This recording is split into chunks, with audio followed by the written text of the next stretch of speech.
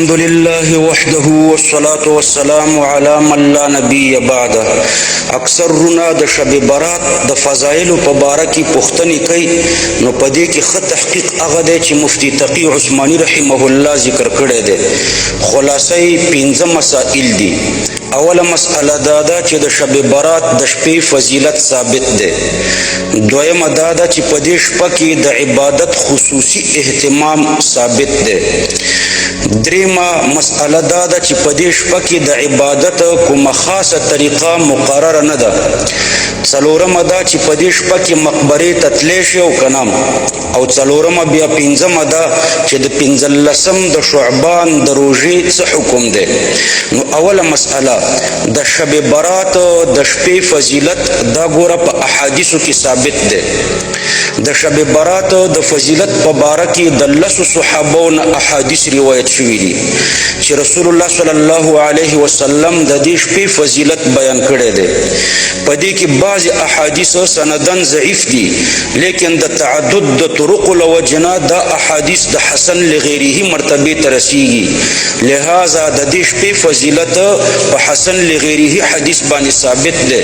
نو دا خبره غلطه ده چې بعضی وایي چې د دې شپې فضیلت نه دی ثابت. دویمه مسئله په دې شپه کې د عبادت خصوصي اهتمام هم ثابت دی.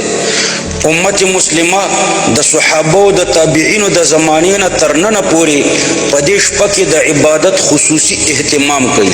لہذا په دې شپه کې د عبادت خصوصي اهتمام کول ثابت دي، بدعت نه دي. دریمه مسئله د عبادت کومه خاصه طریقه په دې شپه کې مقرره نه ده. په دې شپه کې د عبادت دپاره کومه خاصه طریقه نه ده مقرره. مثلا دا پکې نشته چې دا بعضې خلک وایي چې په اول رکعت کې به فلان صورت دومره کرتې لولي او په دویم رکعت کې به فلان صورت دومره کرتې لولي، بلکې په دې شپه کې عبادت نفلي عبادت دی. د چا چې هر څومره وس وي هغومره دې وکړي. د قرآن تلاوت دې وکړي، تسبیحات دې ووایي، درود شریف دې ووایي، نفلي لمونځونه دې وکړي. څلورمه مسئله په دې شپه کې مقبرې ته تلل. بعضې خلک په دې شپه کې علی الاهتمام مقبرې ته ځي. په یو حدیث کې راغلی دی چې رسول الله صلی الله علیه وسلم په دې شپه د جنت البقیع مقبرې ته لاړو. خو ګورئ کوم عمل چې د رسول الله صلی الله علیه وسلم نه په کومه درجه کې ثابت وي، نو په همغه درجه کې ساتل ضروری دي. رسول الله صلی الله علیه وسلم په خپله ټوله زندګۍ کې صرف په یو شب برات کې مقبرې ته تللی دی. لہذا اوس هم که څوک یو ځلې نیم ځلې مقبرې ته لاړ شي نو صحیح دی، لیکن دا خبره نه ده صحیح چې خلک په هر شب برات کې مقبرې ته ځي، د دې التزام کوي او دا د شب برات لازمي حصه ګرځوي. پنځمه مسئله د شب برات پسې چې کومه ورځ ده 15 د شعبان ورته وایي، د دې روژه په دې باره کې ګورې ورونو صرف یو حدیث دی.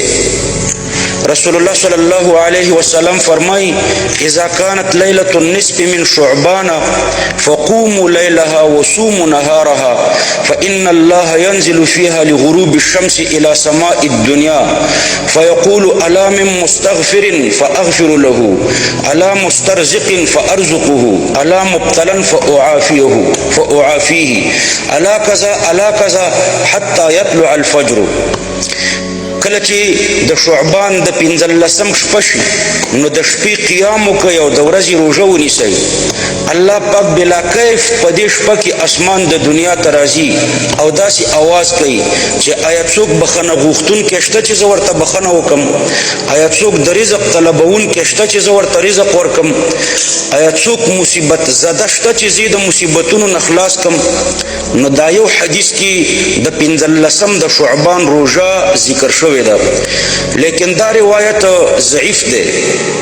لہذا د دې کمزوري او ضعیف روایت د وجې نه د 15 د شعبان روژې ته سنت او یا مستحب ویل نه دي صحیح. البته که 15 د شعبان خو په ایام البیز کې راځي نو چې ایام البیز هم شي او 15 د شعبان هم شي نو بیا د 15 د شعبان روژه د دې وجې نه نیولی شئ چې دا د میاشتې په ایام البیز کې راځي. دا په خیال کې ساتئ چې د ټول شعبان د روژو فضیلت ثابت دی. د 28 او د 29 د روژو نیول نه دي پکار او نور د دې میاشتې د هرې ورځې د روژې فضیلت ثابت دی او خاص د دې 15 تاریخ فضیلت په یو کمزوري روایت کې راغلی دی. د هغې نه استدلال نه صحیح کېږي خو بیا ما درته وویلې چې دلته دوه خبرې جمع کېږي. یو 15 د شعبان چې په دې کمزوري روایت کې راغلی دی او بل ایام البیز یعنی د میاشتې د سپوږمۍ چې ډېره روښانه وي په دې ورځو کې روژه نیول ثابت دي د هرې میاشتې. نو د دې میاشتې نیول هم پروا نه لري د ایام البیز په حیثیت.